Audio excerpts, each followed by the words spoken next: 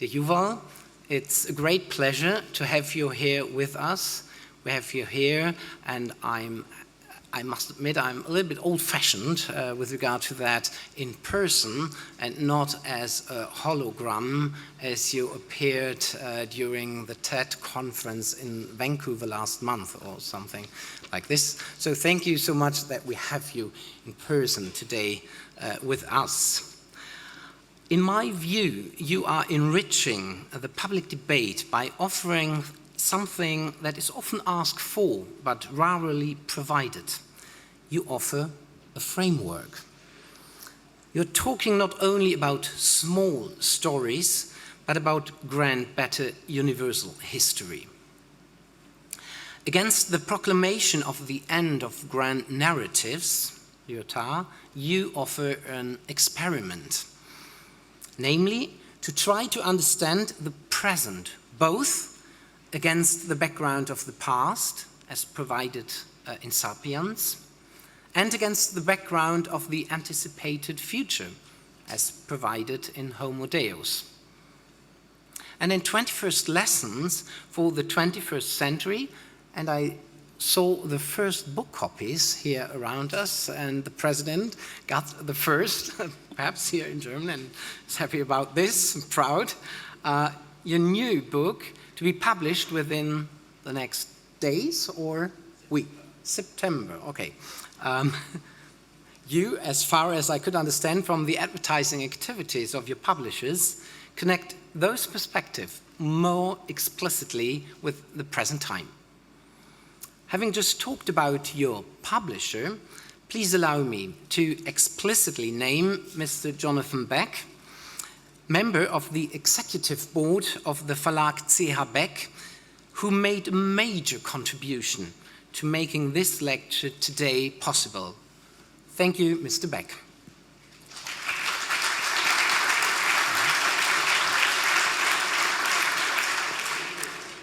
Now everybody may agree with all not everybody may agree with all your interpretations you provide. However, one thing is clear. Considering your interpretations offers opportunities to see current trends in a different light. Therefore, we are glad and curious to hear about how your narrative, given as an overture to our conference on human dignity in our hands, challenges from new technologies, will stimulate our forthcoming discussions. And now, the floor is yours. Please welcome Yuval Noah Harari.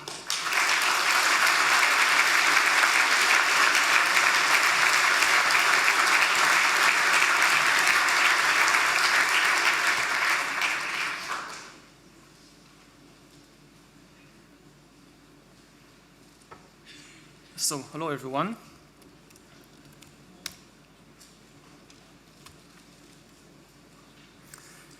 In the 20th century, in the past century, humankind has really managed to do the impossible and rein in famine, plague, and war. Today, for the first time in history, starvation kills fewer people than obesity.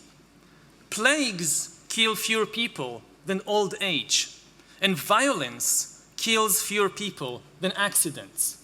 And it's good to remember these amazing achievements as we look forward towards the new impossible challenges of the 21st century. And the 21st century will be full of new and even more difficult challenges than we have ever encountered before, ranging from climate change to the rise of disruptive technologies like artificial intelligence. In this talk, I want to focus on what is perhaps the most complicated challenge of all, which is the challenge to our humanity.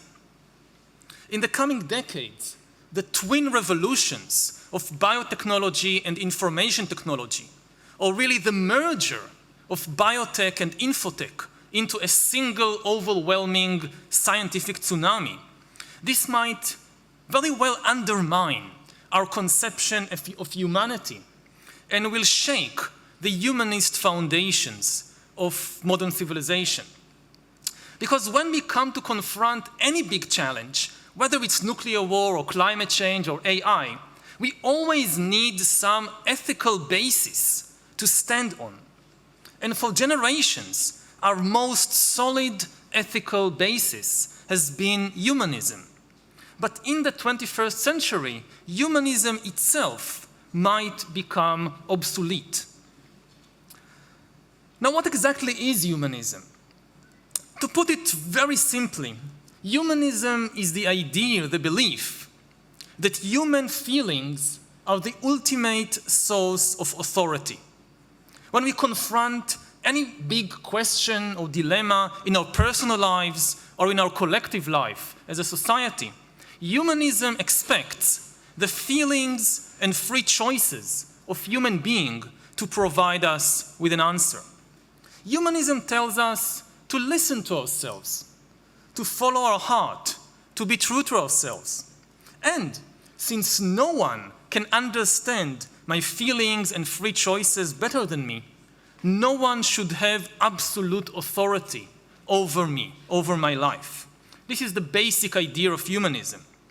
Now, this sounds a bit fuzzy and abstract and complicated, so I'll give a few examples of what humanism means in practice, because I think when we talk about such big questions, especially ethical questions, clarity is of utmost importance. If you don't have clarity, it becomes very difficult to really understand what we are talking about. So what is humanism in practice? Let's look at several different fields. Let's look first at politics. What is humanist politics? Humanist politics believes that the voter knows best, and governments should serve the voter. If you encounter any big political question, you should ask the voters what they feel about it. The feelings of the voters are the highest political authority. And mind you that in referendums and elections, people are not really being asked, what do you think? They are asked, what do you feel? If elections were about human rationality, there was no reason to give everybody equal voting rights, because different people have different rational faculties, rational capabilities. But in feelings, supposedly, everybody are equal. And that's why, for example, when Britain needed to decide whether to leave the European Union, they didn't go to the Queen of England to make the decision. They didn't ask the Archbishop of Canterbury to make the decision. They didn't even ask the great professors of Oxford and Cambridge to make the decision. No, they went to each and every British citizen and asked him or her, how do you feel about it? And when the citizens said they felt like leaving the EU, there was no higher authority that could tell them your feelings are wrong. That's humanist politics. The voter knows best. Now, what is humanist economics? Humanist economics says that the customer is always right, and businesses serve the customer. How do you know if a product is good or bad? It depends on the customers. It's very, very simple. A good product is a product customers buy. A bad product is a product customers don't buy. It's as simple as that. If you make a product and you're convinced it's the best thing in the world, but nobody buys it, it means it's a bad product. You can't come to the customers and say your feelings, your choices are wrong, at least if you believe in humanist economics. Now, how does this manifest itself in art and aesthetics? What is humanist aesthetics?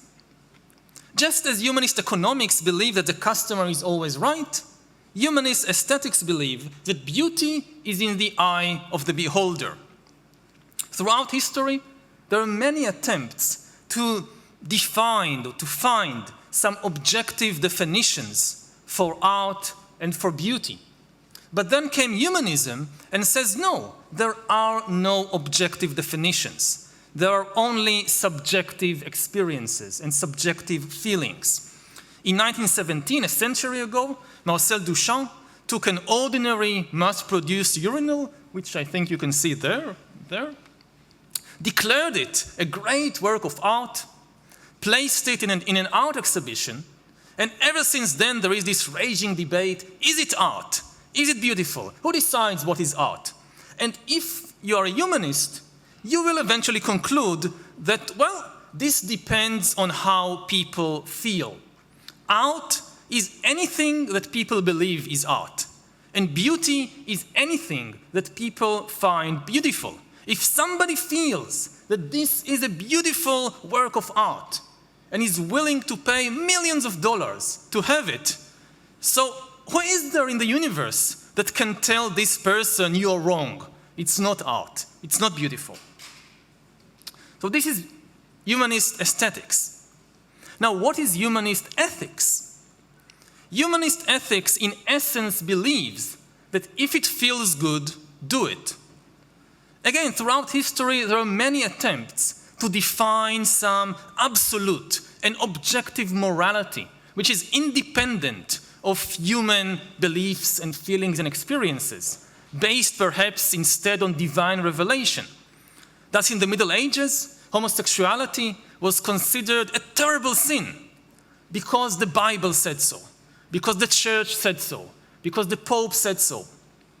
Then came humanism and said that we don't care about what the church says or the Pope says or the Bible says. We care about human feelings. This is the ultimate groundwork for morality. If two men love each other and their love doesn't harm anybody, why should anybody think that this is bad, that this is evil?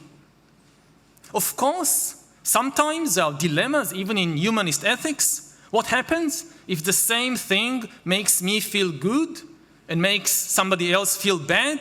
Let's say I steal your car, I feel very good about it, but you feel very bad about it. So in that case, we don't apply to some higher absolute morality. We have to weigh the feelings one against the other. This is how debates, moral debate in a humanist society happen. We weigh the different feelings one against the other, and we usually conclude that theft or murder are wrong, not because some book said so, but because they hurt people. They make people feel miserable. That's why they are wrong. And finally, in our brief survey of what humanism is, what is humanist education?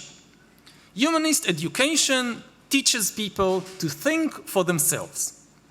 And in past generations, in past eras, like in the Middle Ages, the main aim of education was to teach people what the wise books or the wise men of the past thought, what the Bible said, what Aristotle said, because this was the main source of authority. But when humanism rose, the purpose of education changed. Humanism says that authority comes from within yourself, not from outside. And therefore, the main aim of education, at least in humanist societies, changed. And if you go to a teacher from kindergarten to university, and you ask, what are you trying to teach your students? So the teacher would say, I try to teach history, or chemistry, or physics, but above all, I try to teach them to think for themselves, because this is the ultimate source of authority. So this is humanism, and it has dominated our world for quite some time now.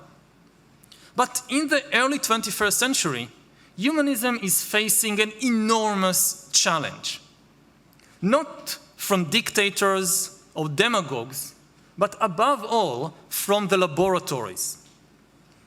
Humanism again says that authority comes from our feelings, which reflect our free will, which nobody besides us can really understand. But science now tells us with greater and greater force and authority that this is all a myth. This simply isn't true. There is no free will. It's a myth. Feelings don't reflect free will. Feelings are biochemical algorithms. And given enough data and enough computing power, an external system can understand me much better than I understand myself. The big idea of our era whether we like it or not, the big idea of our era is that organisms are algorithms, and algorithms can hack organisms, including Homo sapiens. It's just another organism. Again, organisms are algorithms, and algorithms can hack organisms. Now, this is even more complicated than humanism. So again, let us try to explain and give a few examples. What do the scientists mean when they say this? Well, first of all, no free will. So the natural sciences, biology, chemistry, physics, they understand the world better and better, far from perfect, but still better and better. And as far as they know, in the universe, there are only two kinds of processes. There are deterministic processes, and there are random processes. And randomness isn't freedom. That's very, very clear. We are not familiar with anything in the universe which can be described as a free process. Free will, as far as we understand today, is an empty concept that doesn't describe anything in reality or in nature. Humans certainly have desires. They have a will, but they are not free to choose their desires, to choose their will. And their feelings, therefore, don't reflect any kind of free choice or free will. And certainly their feelings, according to the life sciences, are not some spiritual quality that God gave only Homo sapiens in order to appreciate beauty and in order to make moral judgments. No, all animals, all mammals, all birds have feelings. And these feelings evolved by natural selection as biochemical algorithms for making decisions. They are based not on free intuitions, but actually on calculating probabilities. The big debate about the heart versus the brain, emotions versus logic, actually there is no debate. Emotions, feelings, sensations, they are all actually also calculation, which happens so fast that we just don't notice the calculation which is happening in a split second below our level of awareness. Let's look at a concrete example. A baboon stands in the African savannah and sees a tree with bananas on it. But not far from the tree, there is also a lion.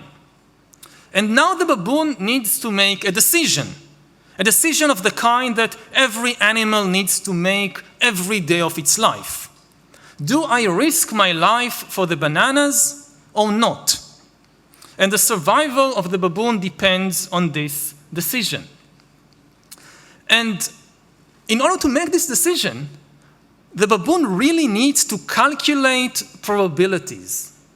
What is the probability that if I don't eat these bananas, I will die from hunger, versus the probability that if I try to get these bananas, the lion will eat me? To survive, the baboon needs to make a good calculation of probabilities. Now, in order to make the calculation, the baboon needs a lot of information.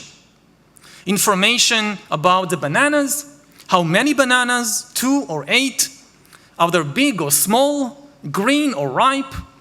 Information about the lion, how far is the lion? How big is the lion? Is the lion asleep or awake? Does he look hungry or satiated? And also the baboon needs a lot of information about himself. How hungry I am, how fast I can run, and so forth. And you need to take all this information together, collect it, analyze it, weigh the probabilities, and reach a decision.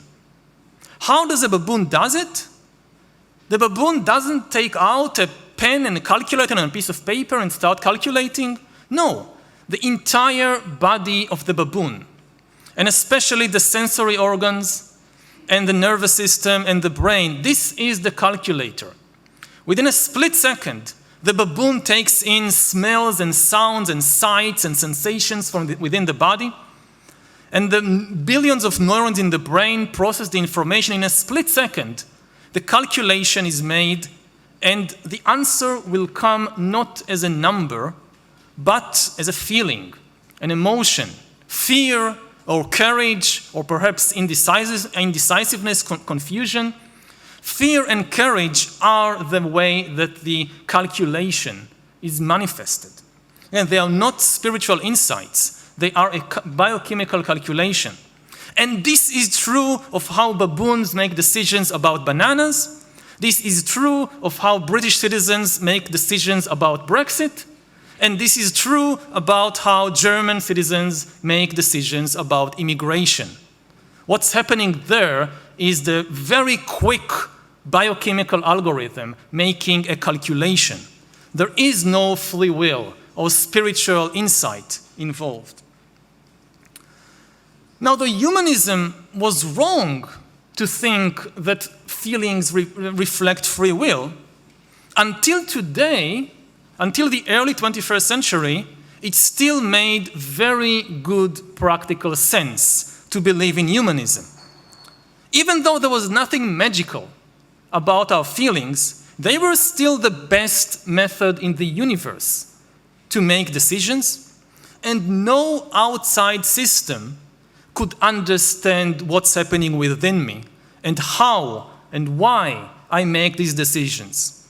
Nobody had the biological knowledge necessary, and nobody had the computing power necessary to make sense of what is really happening within me and why I feel the ways that I feel. Even if, say, the Stasi followed you around 24 hours a day, 365 days a year, all the time looking and watching and eavesdropping on your conversations.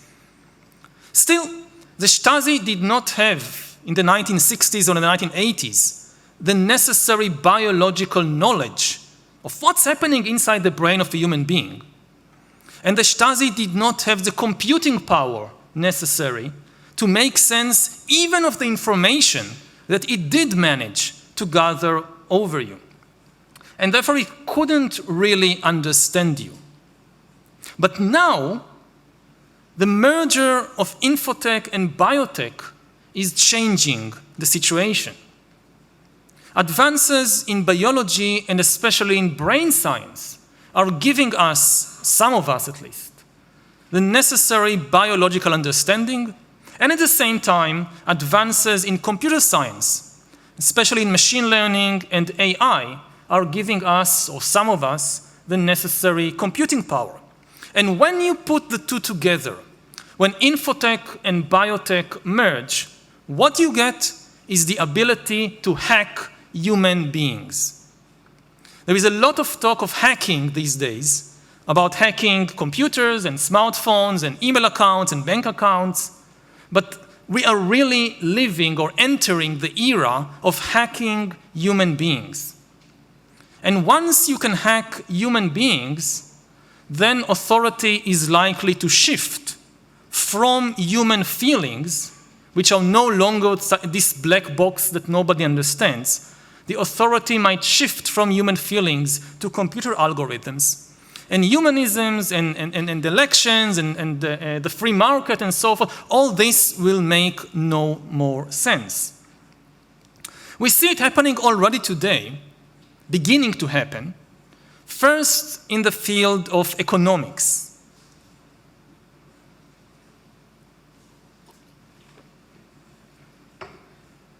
We are leaving behind the era of the customer is always right and entering the new economic era of the algorithm is always right, because the algorithm can predict and manipulate the feelings of the customer.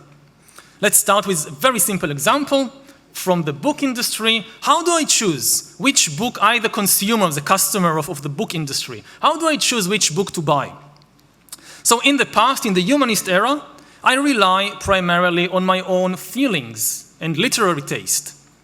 But now, I increasingly rely on an algorithm that, at least allegedly, knows me better than I know myself.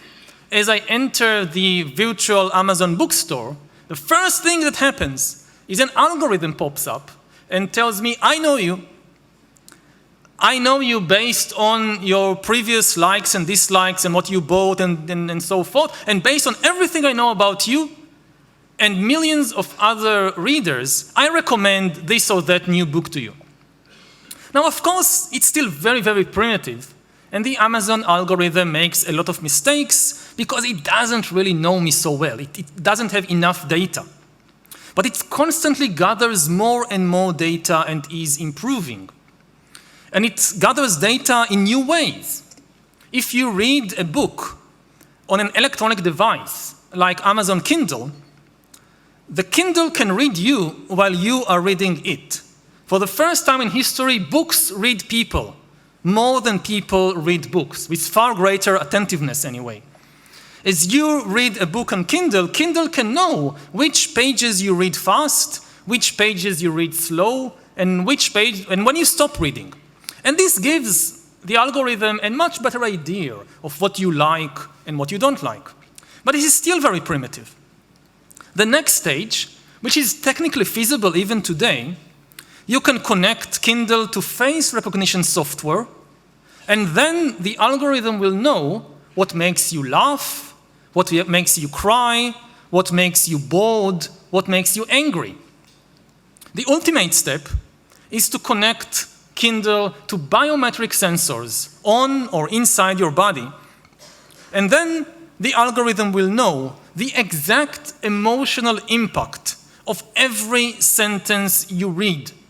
You read a sentence, and the algorithm knows what happens to your heartbeat, to your blood pressure, to your adrenaline level, to your brain activity. By the time you finish the book, let's say you read Tolstoy's War and Peace, a very long book. By the time you finish War and Peace, you forgot most of it. But the algorithm will never forget anything. By the time you finish this 1,000-page book, the algorithm knows exactly who you are, what is your personality type, and how to press your emotional buttons. And using this kind of information, it can not just choose books for you with far greater accuracy than you can. It can also tell you what to study and where to live and whom to marry. And people are likely, it's an empirical question. If you learn that it gives you good answers, you increasingly rely on it until you lose the ability to make decisions yourself. We see it already happening with things like navigating space, that people have learned that it's good to listen to the smartphone, to Google Maps. If they need to get from here to the bus station, to the train station, just listen to Google. And after they do it for a while, they lose the ability to navigate space by themselves. And even more dramatically, one of the most important abilities of human beings is to look for information, to look for answers to questions that bother them. But more and more, many people know of just one way to look for answers to questions: just ask Google. Within a very short time of, say, 15, 20 years, this crucial ability has been outsourced from the human mind to the algorithm, and there is no reason to think that if the algorithm is good enough, it will not happen in the same way with the ability to choose what to study, or whom to date, or whom to marry. Now, when algorithm can hack humans, they will be able not just to decide things for them, but also to replace them. And in the coming decades, the twin revolutions in infotech and biotech are likely to disrupt the job market and might lead to the creation of an enormous new useless class. A class of people who are useless not from the viewpoint of their mother or children. Nobody is ever useless from the viewpoint of his loved ones, but useless from the viewpoint of the economic system. There is nothing they can do better than an algorithm, than a computer, than a robot. And it should be emphasized, this is not the result just of the rise of artificial intelligence. By itself, artificial intelligence is not able to do something so dramatic. It's the merger of infotech, of AI, with biotech, Because for many jobs, in order to perform the job well, you need to decipher human feelings and human emotions. Computers and robots will never be able to replace human doctors and teachers and lawyers and even drivers unless they are able, at least to some extent, to identify human emotions correctly. And some people have this maybe wishful thinking that this is something computers will never be able to do. They can make calculations, but they can't understand emotions. They can't understand feelings. So they will never replace human doctors or teachers. Now, this makes sense if you believe that feelings are some mysterious, supernatural phenomena that God gave only Homo sapiens and that works in some metaphysical way. But if you accept that feelings are just a biochemical pattern, which in the end is a process of calculation, there is absolutely no reason to be so sure that AI will not surpass human beings, even in emotional intelligence. It will not have feelings of its own, it will not have consciousness, but it will be able to know that this person is now fearful or this person is now angry with far greater accuracy than any human doctor or teacher or lawyer. Now, just as the authority of the algorithms might come to replace the customer and the worker in the economic sphere, they might also come to replace the authority of the voter in the political sphere. Democracy is ultimately based, as we said earlier, not on human rationality, but rather on human feelings.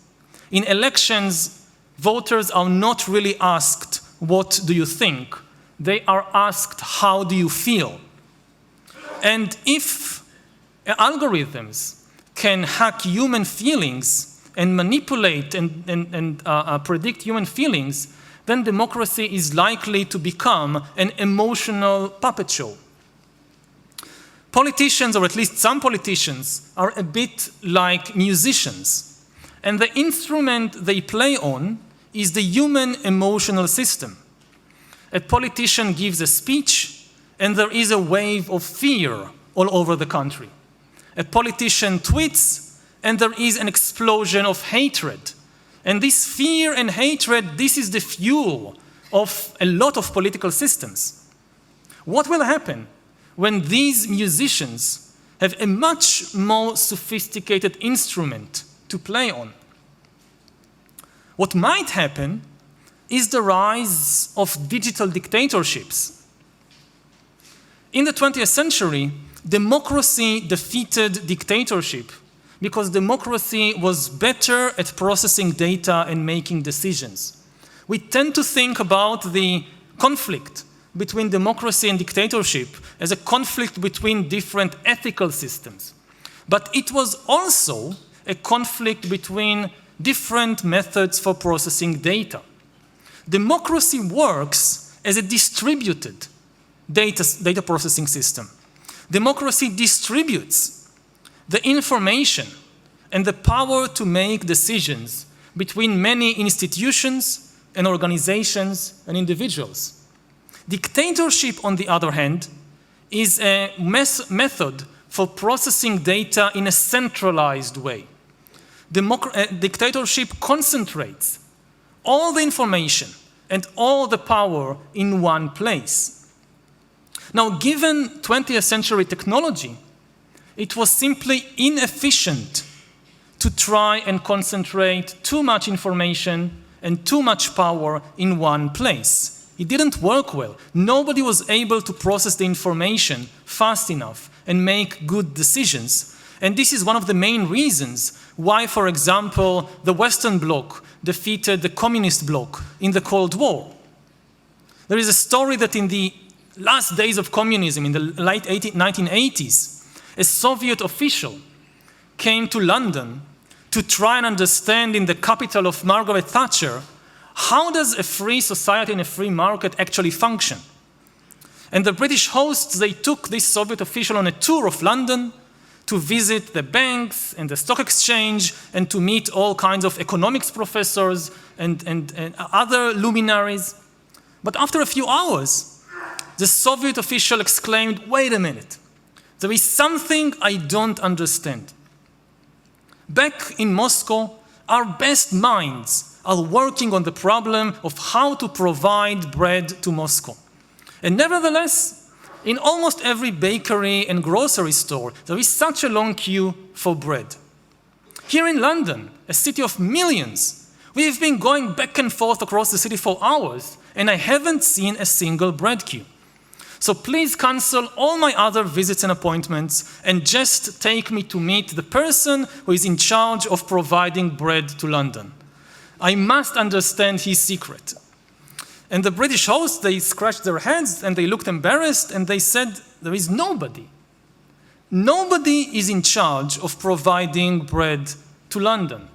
That's the secret of a free society and a free market. Nobody is in charge. You just allow the information to flow freely between all the different parts and you allow individuals and organizations to make their own decisions." But it is not a law of nature that under all circumstances, centralized data processing always is less efficient than distributed data processing. This was the case in the late 20th century.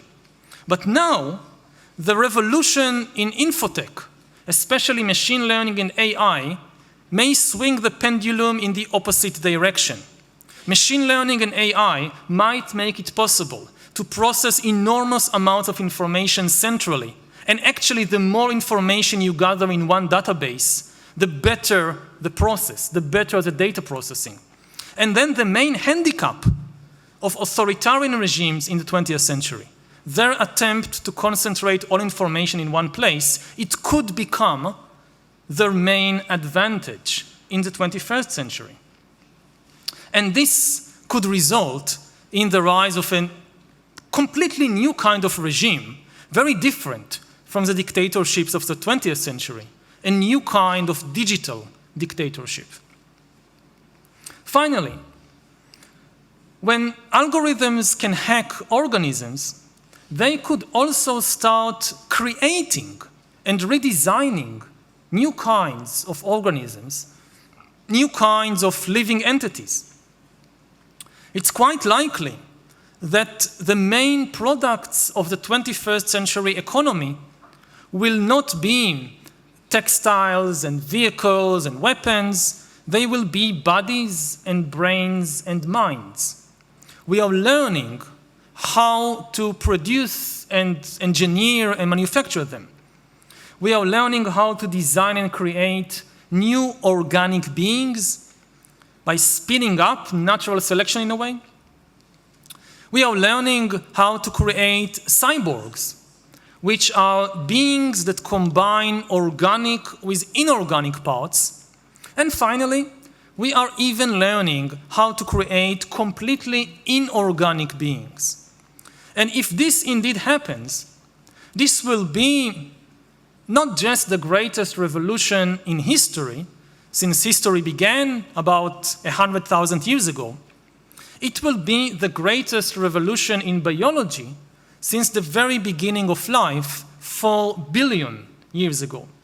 For 4 billion years, nothing fundamental changed in the basic rules of the game of life. Many things happened. The dinosaurs appeared, the dinosaurs disappeared, the mammals appeared, all kinds of things. But the basic rules didn't change. All beings for 4 billion years, whether amoebas or dinosaurs or tomatoes or Homo sapiens, were subject to the laws of natural selection and were subject to the laws of organic biochemistry, made of organic stuff.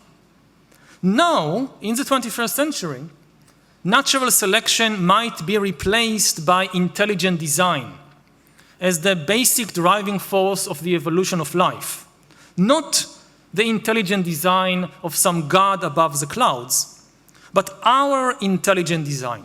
And even more so, the intelligent design of our clouds. The Google Cloud, the Microsoft Cloud, they will be the main driving force of evolution. And at the same time, after 4 billion years of being stuck in the small puddle of organic biochemistry, life might break out into the vastness of the inorganic realm. So, who will decide what to do with these godlike powers of creation? Will the voters decide? Will the customers decide? Will we just listen to ourselves and follow our heart? But how do you follow your heart when your heart is constantly being monitored and manipulated by an algorithm? That's the big question of our time. Thank you.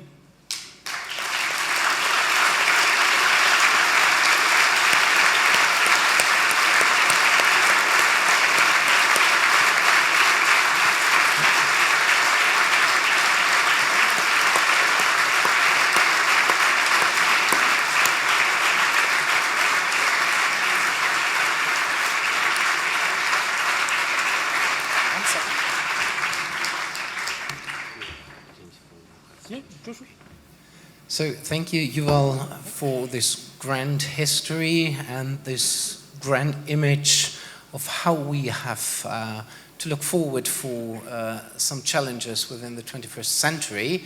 And as far as we have running out of time, at the very beginning of our conference, I just would like to invite one person to raise a question. And I asked Sheila Jesanoff, who unfortunately have to leave us immediately after her talk, that she could have the opportunity. Sheila Jesanoff from Harvard. So Sheila, it's for you. Thank you so much for giving me this opportunity, and it's obviously a daunting task to follow what you've just said with any questions whatsoever. I'm tempted to ask about 50 different questions, beginning with the fact that your useless class slide was highly gendered, and it made me think that perhaps there's hope, because there weren't too many women in the useless class. But visuals aside, you know, ethics, which is what we're celebrating today, has taken root in spaces of doubt, ambivalence, disagreement, not knowing ways forward. Your talk was extremely the opposite of that. Your point about demagogues playing publics like musical instruments. It brought to my mind a passage which some people in this audience may be familiar with. It's out of Hamlet. I wanted to quote the exact words, but my iPhone is not bringing up the exact quote at this moment. But you recall he has a conversation with Guildenstern in which he hands Guildenstern a flute and says, play this flute for me. And Guildenstern keeps saying, my lord, I can't. I mean, you know, I don't have the skill. I can't play on the keys, etc., etc. And Hamlet says, look, do you think that I am easier to be played with than a flute, which you do not have the technicality, the technical procedures to deal with? Your algorithmic future that you're outlining not only has mastered the flute, but has mastered the human. And I just wonder where in your, you know, space of deterministic futurism, against which there is a lot of evidence as well, you have room for the kind of challenge that Hamlet was posing to Guildenstern, who was presuming to know algorithm-like what would make this very ambivalent prince tick. So what would you say? How would you rewrite that passage in Shakespeare? I wish I could read it for you, because I would love you to produce the piece of counter Shakespeare for us in the moment.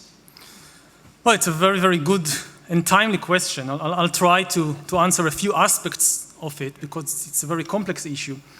First of all, in order for this kind of scenario to be realized, the algorithm doesn't need to play the flute of the person perfectly. It just needs to do it better than the average human. In order for us to trust Google Maps to navigate the city, Google Maps doesn't need to be perfect. It just needs to be better than the average human.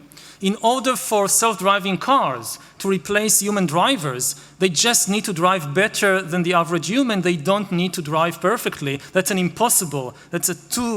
Nobody can do that, of course.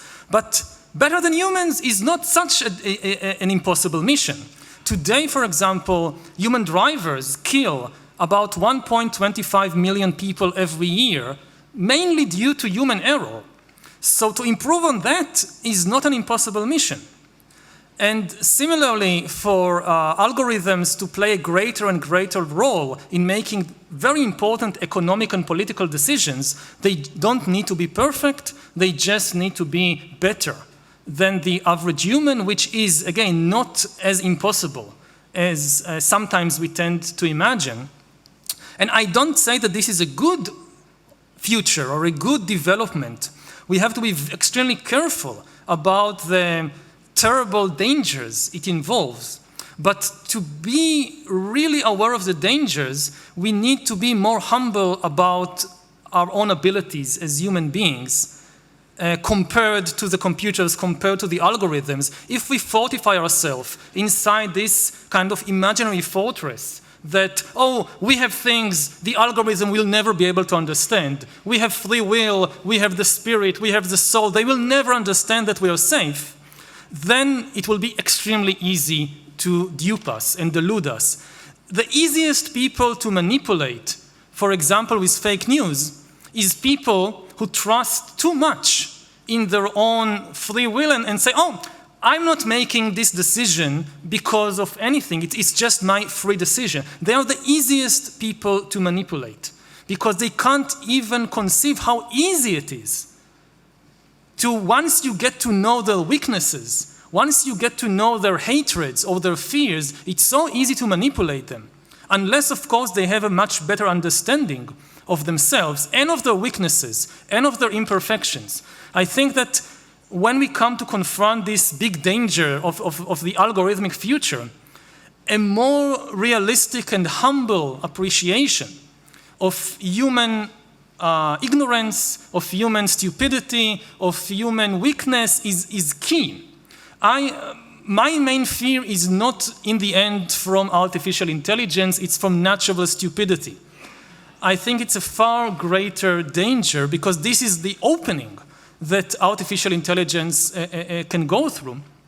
Now, I definitely don't think I don't believe in technological determinism, that, okay, AI is coming and there is nothing we can do, there is just a single outcome this can result in some creepy dystopian future. No. No technology is ever deterministic. We don't have free will, but we do have will, we do have choice, we do have some power left. And we know from history that the same technologies can be used in very different ways. If you look at East Germany and West Germany, they had access to exactly the same technology. They had electricity, they had radio, they had cars, they had trains. They just chose to do different things with them. It's the same with AI and biotechnology. They will change the world, but they can change the world in different ways. And it's still up to us to try and influence the direction it is taking. And I think that, as I said, a more humble and realistic appreciation of human abilities and human limits will make it more not certain, but will make it more hopeful that we can make the right choices. Thank you.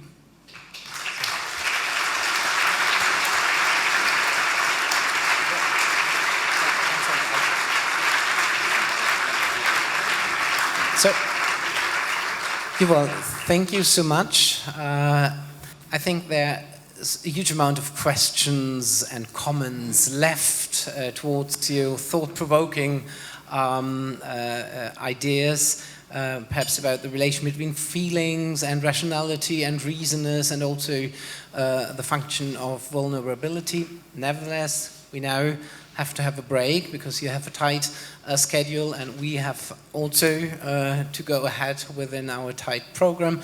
Once again, thank you so much for all your stimulating idea. I think it will stimulate, foster our forthcoming discussion, and we wish you all the best for your next events, now also providing the world with your next ideas and 21st lessons for the 21st century. Thank you. Thank you.